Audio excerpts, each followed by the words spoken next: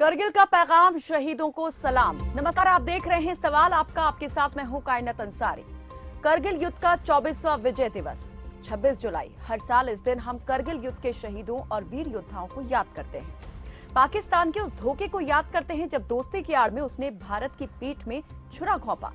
84 दिन तक चले इस युद्ध में 527 जवान शहीद हुए और अपने प्राणों का बलिदान देकर तिरंगे की आन बान और शान की रक्षा की।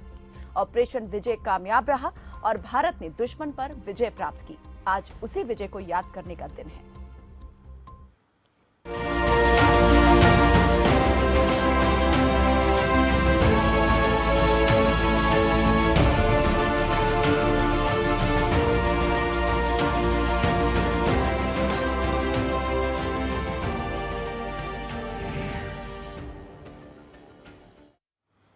दुनिया में अब तक जितने भी युद्ध लड़े गए उनमें से सबसे कठिन एक युद्ध भारत ने भी लड़ा। साल 1999 ये वो साल था जब दुनिया ने शांति प्रिय भारत के कड़े तेवर देखे, जिनसे उसने दुश्मन के पैर उखाड़ दिए। दुश्मन का डटकर मुकाबला किया और देश के लिए अपने प्राणों का जवानों ने बलिदान दिया। विजय दिवस के रूप में आज उन्हीं वीर सपूतों की शहादत को देश भर ने याद किया। प्रधानमंत्री नरेंद्र मोदी, केंद्रीय रक्षा मंत्री राजनाथ सिंह और केंद्रीय गृह मंत्री अमित शाह समेत कई मंत्रियों और नेताओं ने करगिल में शहीद जवानों को श्रद्धांजलि दी। केंद्रीय रक्षा मंत्री राजनाथ सिंह ने सेना के जवानों के बीच लद्दाख के द्रास में करगिल के शहीदों को श्रद्धांजलि दी। रक्षा मंत्री ने करगिल युद्ध स्मारक पर पुष्पांजलि अर्पित की और 1999 के करगिल युद्ध में शहीद होने वाले सैनिकों को याद किया। वहीं chief of defence staff general Anil Chauhan ने भी द्रास में करगिल युद्ध स्मारक पर पुष्पांजलि अर्पित की। रक्षा मंत्री राजनाथ सिंह ने करगिल के शहीद जवानों को याद करने के साथ एक कड़ा संदेश भी दिया। रक्षा मंत्री राजनाथ सिंह का वो संदेश क्या है, चलिए पहले आपको वो सुनवाते हैं। जुलाई 1999 को युद्ध जीतने के बाद भी हमारी सेनाओं ने अगर यलोसी पार नहीं किया तो वह इसलिए कि हम शांति प्रिय हैं। भारतीय मूल्यों के प्रति हमारा पूरा विश्वास है और अंतर्राष्ट्रीय कानूनों के प्रति हमारी प्रतिबद्धता है। उस समय अगर हमने यलोसी पार नहीं किया तो इसका मतलब यह नहीं था कि हम यलोसी नहीं पार कर सकते थे। हम यलोसी पार कर सकते थे और हम यलोसी पार कर सकते हैं और जरूरत पड़ी तो भविष्य में यलोसी हम पार करेंगे। और इसे फिर से दोहराना चाहूंगा कि हम यलोसी पार कर सकते थे, हम यलोसी पार कर सकते हैं यदि हमें छेड़ा गया और जरूरत पड़ी तो भविष्य में हम यलोसी पार करेंगे। इसका मैं देशवासियों को अपनी तरफ से विश्वास दिलाना चाहता हूं। तो भविष्य में अगर जरूरत पड़ी तो हम एलओसी पार करेंगे। रक्षा मंत्री के इस बयान के क्या मायने हैं, क्या बदल गई है भारत की डिफेंस पॉलिसी, इन सवालों पर करेंगे आज सवाल आपका में चर्चा। लेकिन सबसे पहले डालते हैं जरूरी सवालों पर नजर। करगिल युद्ध के बाद कितना अलर्ट हुआ भारत? पाकिस्तान या चीन, दोनों में से कौन बड़ी चुनौती? सैन्य तौर पर और कितना मजबूत हुआ भारत? रक्षा क्षेत्र से जुड़ी कौन सी चुनौतियां देश के सामने? तो आज के ये सवाल और इन सवालों के जवाब अगर आपके पास है तो आप इस कार्यक्रम के माध्यम से हम तक पहुंचा सकते हैं, या फिर आप भी जानना चाहते हैं कि रक्षा के क्षेत्र में भारत कितना मजबूत हुआ है तो आप अपनी बात, अपना सवाल हम तक पहुंचा सकते हैं। नंबर आपके सामने ये रहे और इन नंबर पर कॉल करके आप सीधा हमारे साथ इस कार्यक्रम में जुड़ सकते हैं। एक्सपर्ट्स आपके सवालों के देंगे जवाब। तो करगिल जैसा युद्ध भारत ने जीता। 84 दिन तक ये युद्ध चला। 18,000 फीट की ऊंचाई पर दुश्मन को भारत के वीर जवानों ने खदेड़ दिया। हालांकि 527 जवानों ने इस युद्ध में जो है शहादत का जाम भी पिया, लेकिन देश की आन बान शान पर कोई आंच नहीं आने दी। आज उन्हीं को हम सब सलाम कर रहे हैं। तो उस युद्ध के बाद और आज की स्थितियों को देखें तो कितना बदलाव आ गया है, देश कितना मजबूत हो गया है, रक्षा के क्षेत्र में कितना आत्मनिर्भर हुआ है भारत। इन तमाम बातों पर हम करेंगे चर्चा। नीरज राजपूत हमारे साथ जुड़े हैं, सीनियर डिफेंस जर्नलिस्ट हैं आप, और रक्षा विशेषज्ञ हमारे साथ जुड़े हैं कर्नल टीपीएस त्यागी। आप दोनों का बहुत बहुत स्वागत है हमारे साथ इस चर्चा में जुड़ने के लिए। सबसे पहले मैं जो नीरज राजपूत हैं, सर आपसे सवाल करना चाहूंगी। एक लंबा करियर आपका रहा है, आपने बहुत करीब से इन तमाम चीजों को देखा है। उस वक्त के भारत में जब करगिल युद्ध हुआ, उस विजय से लेकर आज के भारत को आप किस प्रकार से देख रहे हैं? कितना ज्यादा भारत अलर्ट और मजबूत हुआ है रक्षा के क्षेत्र में? धन्यवाद कायनात, ये सवाल पूछने के लिए, जो कि बहुत ही महत्वपूर्ण सवाल है। ये सवाल इसलिए, और इसको जोड़ा जा सकता है आज जो रक्षा मंत्री राजनाथ सिंह ने बयान दिया। जी। 1999 में जब स्थिति थी, जब पाकिस्तान हमारी सीमा में घुस गया था, हम लोग बदला लेने के लिए भी एलओसी पार नहीं कर पाए थे, क्योंकि उस वक्त की जो हमारी परिस्थितियां थी, क्योंकि एक साल पहले ही हमारे ऊपर सैंक्शंस लगे थे। अमेरिका और बाकी पश्चिमी देशों ने सैंक्शंस लगाए थे।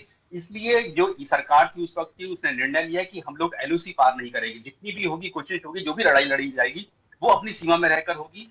जो जहां पर कब्जा किया है पाकिस्तान के सैनिकों ने किया था कब्जा, जिन हमारी चौकी पर, जैसे हम लोग जानते हैं कि उस वक्त खाली कर दी जाती थी ठंड के वजह से, द्रास, करगिल और बटालिक सेक्टर की जितनी भी चौकियां थी, तो उनको वापस ले लेंगे। सिर्फ उन पर जो हमारा अधिकार था वो वापस लेंगे, उससे आगे हम क्रॉस नहीं करेंगे, किसी और सेक्टर में जाके कहीं पाकिस्तान पर अटैक नहीं करेंगे, कोई लड़ाई नहीं करेंगे।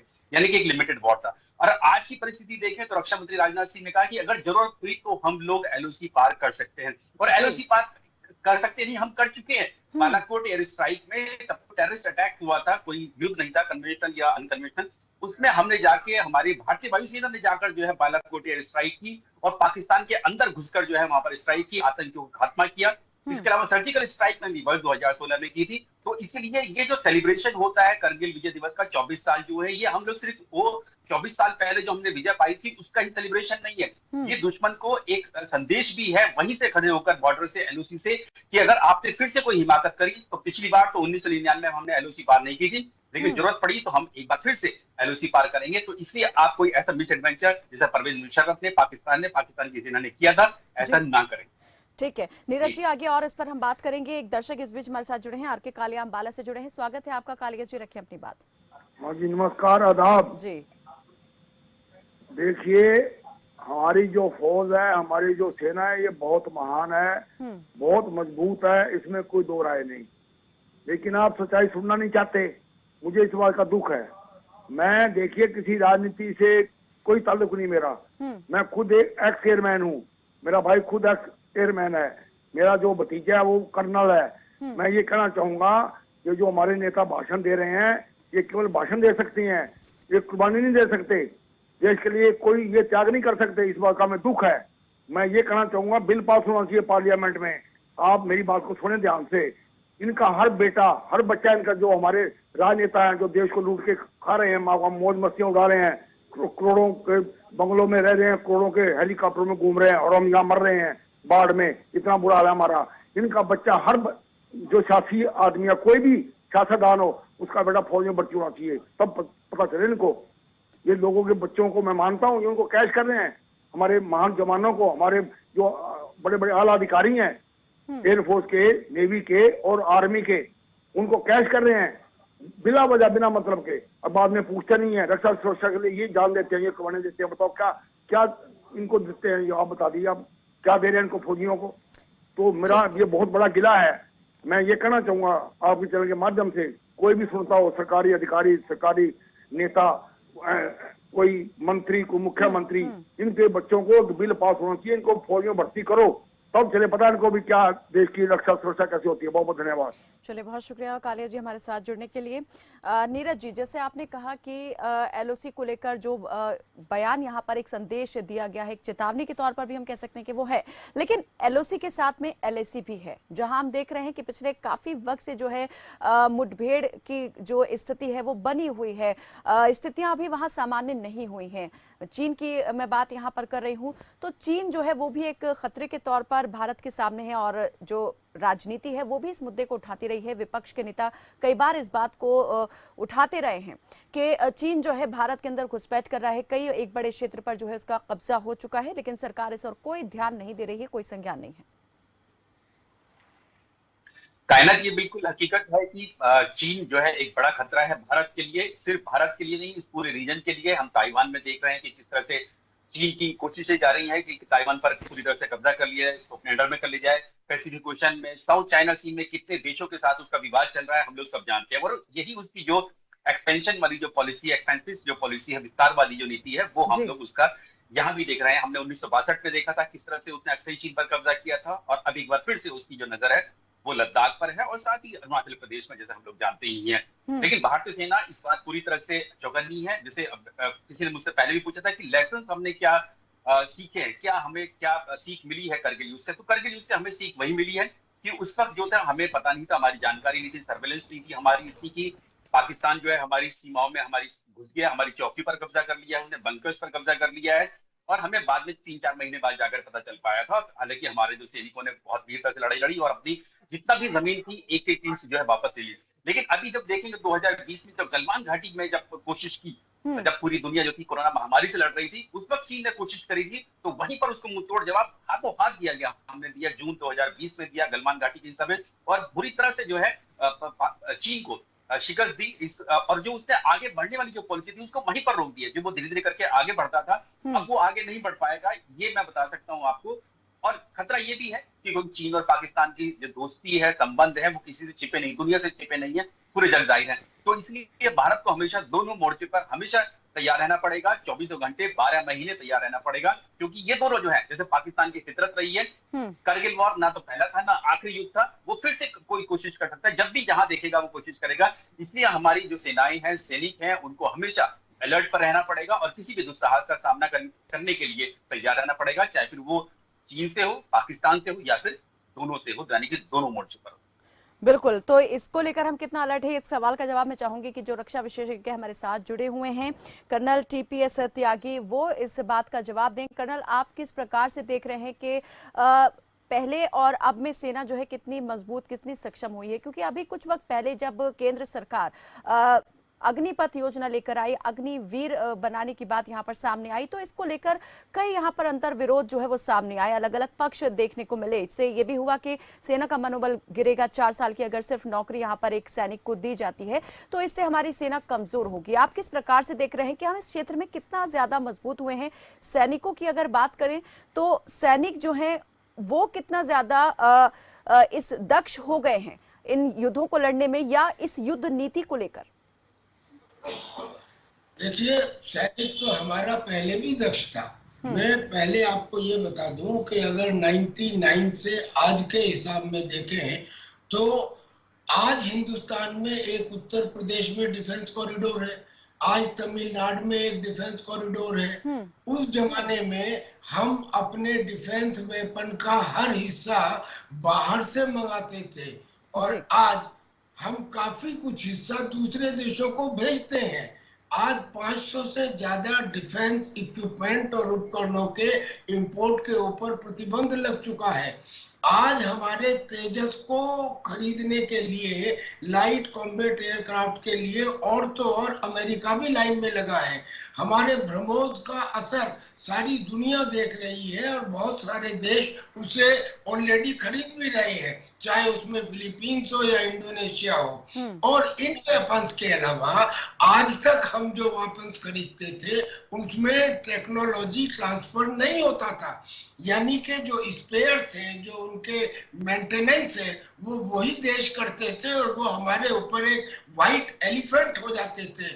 आज हर चीज मेक इन इंडिया के हिसाब से है, टेक्नोलॉजी ट्रांसफर होती है और हिंदुस्तान के अंदर बनाई जाती है, चाहे इसमें आने वाले समय में रशिया के साथ T-14 अर्माटा टैंक हो या असल्ट राइफल्स हो, या अब जो हमारे जेट इंजन से लाइट कॉम्बैट एयरक्राफ्ट के अमेरिका से हो, या फ्रांस से अब जो मीडियम कॉम्बैट एयरक्राफ्ट के जेट इंजन से उनकी टेक्नोलॉजी हो, ये चीजें आई तो इन चीजों से डिफरेंस आया। ये तो वेपन्स में आया। जहां तक हमारी नीति का सवाल है, इस नीति में इंटीग्रेटेड कमांड बनाई गई, chief of the defence staff का पद क्रिएट किया गया, ताकि हमारी जो फौज है, कम फौज ज्यादा इफेक्ट, यानी कि ऐसी टुकड़ियां बनाई जाए जो कंपोजिट हो, जिसमें इंजीनियर्स हो, सिग्नल्स हो, आर्मर्ड हो, इन्फेंट्री हो, और ये काम करीब करीब पूरा हो चुका है और बहुत जल्दी इसका इम्प्लीमेंटेशन होने वाला है। और जो हमारी नीति है, आज तक हमारी डिफेंसिव नीति रही। हिंदुस्तान को एक सॉफ्ट टारगेट, एक बैठी हुई बत्तख समझा जाता था, लेकिन अब हमने गलवान हो या उसके बाद में पहले डोकलाम हो, गलवान हो, तवांग हो, पूरे इस रीजन के अंदर कोई देश चाइना के खिलाफ बोलता नहीं था, चाइना के एक्सपेंशन के खिलाफ। पहली बार हिंदुस्तान सीना तान के खड़ा हुआ। उसका रिजल्ट ये निकला कि आज वो देश भी जिसमें Philippines, Indonesia, Malaysia, Taiwan, Vietnam ये सब शामिल हैं, और अब ये हिंदुस्तान के साथ में है, क्योंकि एक लीडर ने ये दिखा दिया कि ये सिर्फ मुंह भाही है। चाइना जो है वो अगर हम इकट्ठे होके उसका जवाब दे तो वो अपने आप मानता है, पीछे हटता है। और बिल्कुल सही कहा मेरे को पैनलिस्ट ने कि अब कोई चाइना की तरफ से इंग्रेशन नहीं है, और हमने अपनी नीति को डिफेंसिव से ऑफेंसिव डिफेंसिव बनाया, जिसका रिजल्ट आपके सामने सर्जिकल स्ट्राइक भी है और बालाकोट एयर स्ट्राइक भी है। यानी कि हिंदुस्तान में इतना ही नहीं, जो बॉर्डर एरियाज में एक समय था जब हमारे यहाँ ही संसद में खड़े होकर एक मंत्री ने ये कहा था कि हम पुल, सड़कें और कनेक्टिविटी बॉर्डर एरियाज में इसलिए एस्टेब्लिश नहीं कर रहे कि चाइना आ गया तो वो इनका इस्तेमाल कर लेगा। एक वो मनोस्थिति थी। और आज दौलत बेग ओल्डी तक जो सड़कें बनाई गई हैं और जो ब्रिजेज बनाए गए हैं और जो टनल्स बनाई गई हैं और जो कश्मीर से लद्दाख तक अल्टरनेटिव रूट बनाए गए हैं, ये इस बात का सबूत है that now we are in a much better position to tackle both. Problem यहाँ पाकिस्तान और चाइना से इतनी भी नहीं है। प्रॉब्लम साला उस आधा फ्रंट की है जिसको हमारे बिपिन रावत जी कहते थे ढाई फ्रंट। वो जो आधा फ्रंट है, उस आधा फ्रंट की प्रॉब्लम है। आज हिंदुस्तान के सिपाही को सोच के देखिए कितनी तकलीफ होती होगी। आज वो 1947 का कम पढ़ा लिखा सिपाही नहीं है, उसके हाथ में एक स्मार्ट मोबाइल है, टेलीविजन देखता है, उसे अपने नेताओं के आचरण और भाषण का पता लगता रहता है। कल्पना कीजिए कि वो सिपाही अगर ये सोचे कि क्या मैं ऐसे नेताओं के लिए जान दूं जो ये कहे कि कश्मीर में चीन का राज आ जाए तो अच्छा है, जो ये कहे कि कश्मीर में कोई तिरंगे को उठाने वाला कंधा नहीं मिलेगा। कल्पना कीजिए कि अगर ऐसी सिचुएशन हो, आवश्यकता ये है कि हिंदुस्तान में इस विजय दिवस के ऊपर केवल सेलिब्रेशन नहीं, ये जारी कर दिया जाए कि सार्वजनिक स्थानों पर हिंदू हो या मुसलमान। चलिए, लगता है हमारा भी संपर्क आपसे टूट गया है। हम दोबारा आपसे जुड़ेंगे। इस बीच कई और दर्शक भी हमारे साथ जुड़ गए हैं। रणवीर रोहतक से जुड़े हैं, नीरज जगाधरी से और नागेंद्र नेगी सरकाघाट मंडी से जुड़े हैं हिमाचल के। स्वागत है आपका रणवीर जी, जल्दी से अपनी बात रखें। कायनाथ जी नमस्कार। जी नमस्ते। कायनाथ जी, मैं अपने कर्नल DPS त्यागी साहब को सल्यूट करता हूं। मैं भी एक रिटायर्ड हौलदार हूं 98 का जी। मैं कर्नल साहब से पूछना चाहता हूं, जब हम बॉर्डर पे खड़े होते हैं, बर्फ के अंदर खड़े होते हैं, तो जवान सीना तान कर खड़ा होता है। हमारा अफसर उससे कम से कम 200 मीटर पीछे पूरी फैसिलिटी के साथ में होता है, लेकिन उसको अलाउंस अलग, अफसर को अलग। एक जवान का हाथ कट गया, उसके हाथ की वैल्यू अलग, अफसर के हाथ की वैल्यू अलग। एक जवान शहीद हो जाता है, उसकी औरत को पेंशन कितनी मिलती है? 12,000 रुपए, जबकि सिविल के अंदर भी 58 साल की एज तक उसको फुल पे मिलती है। उन दो जवान देश के लिए खड़े हैं, सीना तान कर गोली खाते हैं, उनके साथ में हमारी सरकारों ने बहुत बड़ा भेदभाव किया है। कर्नल साहब से पूछिए, किसी अफसर का बेटा अगर सिपाही से भर्ती हो जाए तो मैंने की टांग के नीचे निकल जाऊं। किसी मंत्री का बेटा अगर फौज में भर्ती हो जाए तो मैंने की टांग के नीचे निकल जाऊं। इन्होंने देश के सैनिकों को जगह मिलती थी, भूतपूर्व सैनिकों बच्चों को फौज में भर्ती करा दो, वो भी अग्निवीर ले आए, उसमें भी उनके बच्चों को बर्बाद करने की देश ने सोची है। और हमारे मोदी जी ने जो OROP 2 2019 में देना था, उसकी घोषणा अभी जाकर की, और उस पैसे को किस्तों में दे रहे हैं हमारे को 24 तक। और कोर्ट के अंदर बंद लिफाफा पेश करते हैं, खुला पेश कर और कहता देश हमारी अर्थव्यवस्था अच्छी है। अरे मोदी जी, जुमलेबाजी क्यों करते हो प्रधानमंत्री जी? इस देश की सेना को बर्बाद। कर्नल TPS जी, आपने जरूर ये सवाल भी सुना होगा और समझ भी गए होंगे। जवाब मैं जरूर इसका लूंगी। आप जिस प्रकार से आपने कहा कि कहीं ना कहीं जवानों का हौसला जो है, जो विरोधी पक्ष के राजनेता होते हैं उनकी तरफ से जो बयानबाजी होती है उससे कितना गिरता है, लेकिन राजनीति जो है वो किस प्रकार से इन तमाम चीजों को प्रभावित कर रही है और इससे कितना हौसला गिरता है, ये भी मायने रखता है और इसका जवाब भी लेना जरूरी है। नीरज, रखिए अपनी बात। स्वागत है आपका। चलिए, लगता है संपर्क टूट गया। नागेंद्र नेगी हमारे साथ जुड़े हैं हिमाचल के मंडी से। नागेंद्र जी, स्वागत है, रखें अपनी बात। नमस्कार मैडम जी।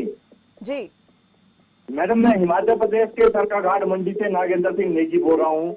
मैडम, कारगिल शहीदों को तहे दिल नमन और वंदन करते हुए मैं ये कहना चाहूंगा कि हिमाचल प्रदेश के 52 शहीदों ने परसेंटेज के हिसाब से सर्वोच्च बलिदान दिया था।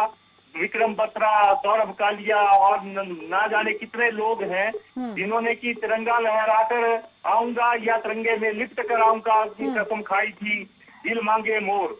मैं ये गुजारिश करना चाहूंगा आपके माध्यम से कि 3 बॉर्डर की भौगोलिक परिस्थितियों को देखते हुए हिमाचल प्रदेश रेजिमेंट खड़ी की जाए, हिमाचल प्रदेश के नौजवानों को भर्ती में परसेंटेज बढ़ाई जाए जो कि कम की गई है, और यहाँ के जो क्षेत्रीय लोग जो लद्दाख और हिमाचल लाहौल स्पीति जो -40 टेम्परेचर में युद्ध कर सकते हैं, और सैकड़ों बॉर्डर पे जो भूमि जो खाली पड़ी हुई है सैकड़ों किलोमीटर, वहाँ वो भूमि स्थानीय लोगों को अलॉट की जाए, वहाँ पर गांव बसाए जाए। तो हथियार मैडम जी कहीं से भी लाए जा सकते हैं, लेकिन इस युद्ध में तो हिमाचल के गबरू नौजवान जो वहाँ की परिस्थितियों में लड़ाई कर सके, उन लोगों को उन गाँवों में बसाया जाना निहायत लाजमी है। जय। चलिए, बहुत शुक्रिया हमारे साथ जुड़ने के लिए नागेंद्र जी। समय मेरे पास बहुत सीमित है, तो जल्दी से मैं कर्नल टीपीएस जी आपसे जानना चाहूंगी। जो हमारे साथ एक दर्शक जुड़े थे, उन्होंने कहा कि किस तरह से 2 दर्शकों ने एक ही बात यहाँ पर कही कि जो राजनेता हैं उनको भी अपने बच्चों को सेना में भेजना चाहिए, ये बात भी सुनिश्चित होनी चाहिए। हिंदुस्तान के संविधान में ऐसा कोई प्रावधान नहीं है, लेकिन हाँ, मैं इनकी बात से पूरी तरह सहमत हूँ कि नेता हो या कोई ब्यूरोक्रेट हो, कम से कम उससे 24 घंटे तो उस ग्राउंड बंकर में रहने का तजुर्बा हो जहाँ पे आर्टिलरी शेलिंग हो रही है। 24 घंटे का भी अगर तजुर्बा हो तो उन्हें फौज के बारे में कोई डिसीजन या भाषण देने का हक है। और अगर ये नहीं हो सकता तो कम से कम बैटल इनोकुलेशन के अंदर फायरिंग की जाती है और उसके नीचे से जवान गुजरते हैं। जब वो उस खतरे को भांप लेंगे या समझ लेंगे या महसूस कर लेंगे, तब उनको समझ में आएगा कि दुश्मन और खतरे के सामने, मौत के सामने व्यक्ति की हालत क्या होती है। नंबर 1। नंबर 2, इन्होंने दूसरी बात कही कि जो बॉर्डर एरिया है वहां पे हिमाचल के लोगों को जगह दी जाए। मैं इस सिद्धांत से भी सहमत हूँ। 60,000 सिपाही भरी जवानी में हर साल रिटायर होते हैं। कल्पना कीजिए कि अगर उन सिपाहियों को बॉर्डर एरिया में थोड़ी बहुत जगह देके बता दिया जाए तो मजाल है कि किसी किस्म का कोई ड्रग स्मगलिंग या आतंकी। ठीक है, मैं जल्दी से नीरज जी से भी उनका पक्ष लेना चाहूंगी। नीरज जी, अभी आप कहाँ मानते हैं कि जो रक्षा नीति हो से और कितना मजबूत करने की जरूरत है? चैलेंजेस कहाँ भी आप देख रहे हैं? सरकार की जो इच्छा शक्ति है वो पहले की पूर्ववर्ती सरकारों के मुकाबले में अभी कितनी दृढ़ नजर आती है? बिल्कुल पूरी जो दृष्टि हम लोग देख पाते हैं सरकार की तरफ से। लेकिन सबसे पहले मैं एक सवाल जो दर्शक की तरफ से कहा गया था कि राजनेताओं की ऐसा नहीं है, परिस्थितियां बदल रही हैं। अगर हम लोग जानते हैं रमेश पोखरियाल जो है, उनकी जो डॉटर है, उनकी बेटी है, वो सेना की अफसर बनी है, हाल ही में बनी है। ऐसा नहीं है कि, और ये ऐसा बिल्कुल सही कहा कर्नल त्यागी ने, ठीक कहा कि कोई ऐसा बंदिश नहीं है हमारे देश में कि किसी को कि उनके बच्चे या उनके घर में कोई परिवार में सदस्य को जबरदस्ती कोई आर्मी में भेजा जाए, जैसा कि बहुत सारी कम्युनिस्ट कंट्रीज और दूसरे देशों में होता है। लेकिन यहाँ नहीं है, ऐसा कोई बंदिश नहीं। लेकिन इसके बावजूद भी जो देश जो होता है, हर देशवासी जो होता है वो सैनिक नहीं हो सकता, लेकिन अपनी सेना के पीछे आकर खड़ा हो सकता है। और वो खड़ा होने की जरूरत हमने देखी थी 1999 में करगिल युद्ध के दौरान। किस तरह से जो देश के जज्बात थे वो सारे सैनिकों के साथ जाकर जुड़ गए थे। जब हमने देखा तिरंगे में लिपट कर हमारे जो वीर सैनिक थे उनके पार्थिव शरीर आए थे, पूरा देश जो था एक हो गया था। और यही अकेला 1999 में, 65 में, 1971 में हमने देखा कि किस तरह से महिलाओं ने अपने गहने तक दे दिए। तो उस वक्त हमारे देश बिल्कुल, और आज इसी बात का जिक्र जो है कहीं ना कहीं जो रक्षा मंत्री राजनाथ सिंह उन्होंने भी किया कि जो जब युद्ध होता है तो सिर्फ सैनिक नहीं लड़ते हैं, प्रत्यक्ष अप्रत्यक्ष रूप से जो है देशवासी भी उस युद्ध में साथ सैनिकों के खड़े होते हैं और वो भी अपना योगदान देते हैं। चलिए, बहुत बहुत शुक्रिया आप दोनों मेहमानों का हमारे साथ इस चर्चा में, इस कार्यक्रम में जुड़ने के लिए।